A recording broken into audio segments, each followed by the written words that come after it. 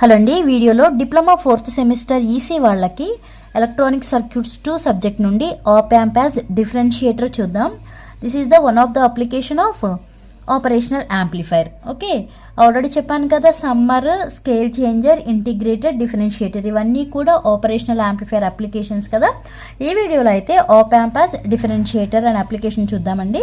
An operational amplifier circuit performs the mathematical operation of differentiation. అంటే మనకి mathematical operation అనగానే integration, differentiation రెండు కూడా దేని కిందకు వస్తాయి? మ్యాథమెటికల్ ఆపరేషన్స్ కింద వస్తాయి కదా. ఈ ఆపరేషనల్ యాంప్లిఫైర్ అనేది ఏ ఆపరేషన్ పర్ఫామ్ చేస్తుంది అంటే మ్యాథమెటికల్ ఆపరేషన్ ఆఫ్ డిఫరెన్షియేషన్ని పర్ఫామ్ చేస్తుంది.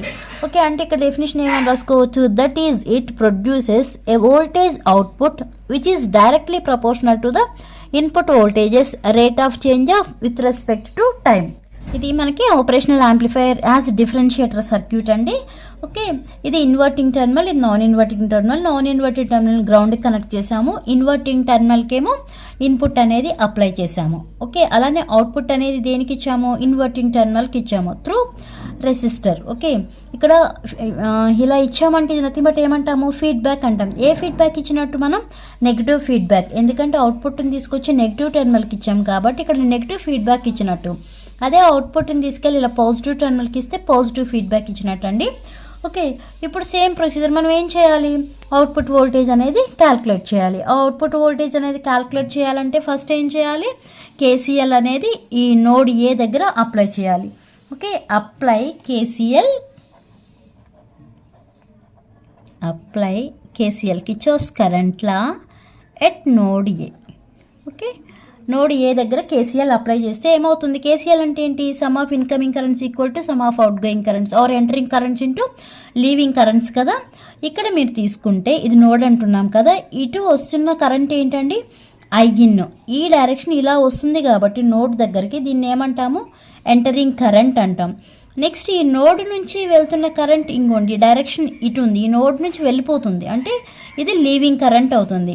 Some of incoming currents equal to sum of outgoing currents.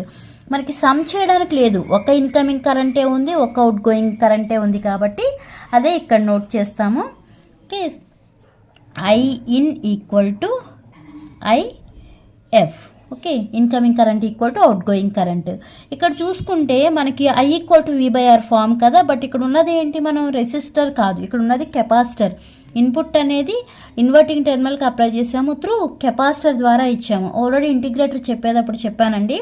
ఇంటిగ్రేటర్కి డిఫరెన్షియేటర్కి difference ఏంటి అంటే, ఇంటిగ్రేటర్లో అయితే ఇక్కడ మనకి రెసిస్టర్ ఉంటుంది, ఇక్కడ కెపాసిటర్ ఉంటుంది. డిఫరెన్షియేటర్లో ఎలా ఉంది? ఇక్కడ రెసిస్టర్, ఇక్కడ కెపాసిటర్ ఉంది. ఓకే, ఇప్పుడు ఐఎన్ ప్లేస్లో మనం ఎలా రాయాలి అని చెప్పాను? C into d/dt of VC, the voltage across the capacitor equal to, ఇక్కడ మళ్ళీ నార్మల్గానే రాస్తాం. ఐఎఫ్ ఈక్వల్ టు ఏమని రాస్తాం? వి/ఆర్ ఫామే రాస్తాము. అంటే డైరెక్షన్ ఇలా ఉంది కాబట్టి VA minus V out by are.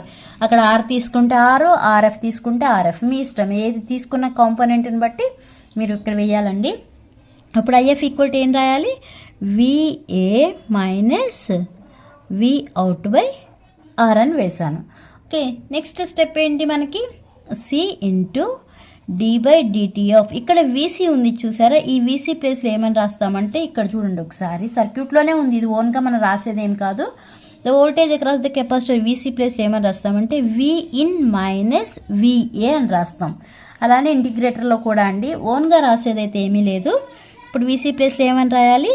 Vin minus VA అని రాస్తాం. ఈక్వల్ టు ఇటువైపు ఏముంది? V A minus V out by R. This is equation number 1. Okay, due to the virtual ground concept V A equal to ఏమవుతుందండి? 0 అవుతుంది. Sentence ఇక్కడ రాయండి. Due to the virtual ground concept, due to the virtual ground concept V A equal to ఏమవుతుంది? 0 అవుతుంది. ఇప్పుడు ఈ V A equal to 0ని equation 1లో సబ్స్టిట్యూట్ చేయండి. అంటే ఈక్వేషన్ 1లో విఏ అనేది ఎక్కడైతే ఉందో ఆ అన్ని ప్లేసుల్లో 0 సబ్స్టిట్యూట్ చేయాలి. ఇక్కడ చూసుకోండి, సి ఇంటూ d/dt. ఇక్కడ విఎన్ మైనస్ విఏ ఉంది కదా, విఏ ప్లస్లో 0 సబ్స్టిట్యూట్ చేస్తే ఇది 0 అయిపోతుంది. ఓన్లీ ఇక్కడ ఏముంటుంది? విఇన్ ఒక్కటే ఉంటుంది, అది నోట్ చేయండి. నెక్స్ట్ ఇటువైపు చూసుకుంటే ఇది 0 అయిపోతుంది. రిమైనింగ్ ఉండేది ఏంటి? Minus V out by R, అదే నోట్ చేయండి, minus V out by R. Okay, next మనకు కావాల్సింది ఏంటి? అవుట్పుట్ వోల్టేజ్ కావాలి. అంటే ఓన్లీ వి అవుట్కి సరిపోతుంది మనకి. ఇప్పుడు ఇక్కడ వి అవుట్ని ఇలా ఉంచేసి ఈ ఆర్ని ఇటు తీసుకొచ్చేయండి. ఇక్కడ బై ఆర్ అని ఉంది కదా, ఇటు వెళ్ళేప్పటికి ఏమవుతుంది? ఇంటూ ఆర్ అవుతుంది. అలానే మైనస్ కూడా ఉంది కాబట్టి మైనస్ని కూడా పంపించేయండి. అప్పుడు ఎలా రాస్తాము? Output voltage V out equal to minus RC into D by DT of V in. ఇదే మనకి అవుట్పుట్ వోల్టేజ్కి ఫార్ములా. ఆప్ యాంప్ యాజ్ డిఫరెన్షియేటర్లో output voltage V out equal to minus RC into D by DT into V in. Already మనకి దీనికి సంబంధించి definition కూడా రాసేయచ్చు ఈ equation చూసి. ఏమని? Output voltage is proportional to the differential of the input voltage. అంతే కదా, ఈ ఇన్పుట్ వోల్టేజ్గా మనం డిఫరెన్షియేట్ చేసాము, దానికి సంబంధించిన డెఫినేషన్ ఎలా రాసేయచ్చు అండి. అలానే ఇప్పుడు మనకి వి అవుట్ ఈక్వల్ టు ఇది కదా formula. For example input voltage అనేది సైన్ ఒమేగా టీ తీసుకున్నాం అనుకోండి. Okay, for example input voltage అంటే V in equal to sine omega T అని తీసుకున్నాం అనుకోండి. ఇప్పుడు ఈ ప్లేస్లో ఏం సబ్స్టిట్యూట్ చేస్తాము? సైన్ ఒమేగా టీ అనేది సబ్స్టిట్యూట్ చేస్తాము. అంటే ఎలా రాసుకోవచ్చు? V out equal to minus RC into D by DT of V in కదా. విఇన్ అంటే ఏమన్నాము? సైన్ ఒమేగా టీ అన్నాం. ఇప్పుడు ఏం చేయాలి? సైన్కి డిఫరెన్షియేట్ చేయాలి. సైన్కి డిఫరెన్షియేట్ చేస్తే ఏమవుతుంది? కాస్ అవుతుంది.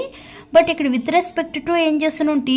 టీ చేస్తున్నాం కాబట్టి అప్పుడు ఎలా రాయాలి అంటే V out equal to minus RC into omega into cos omega T అని రాస్తాం.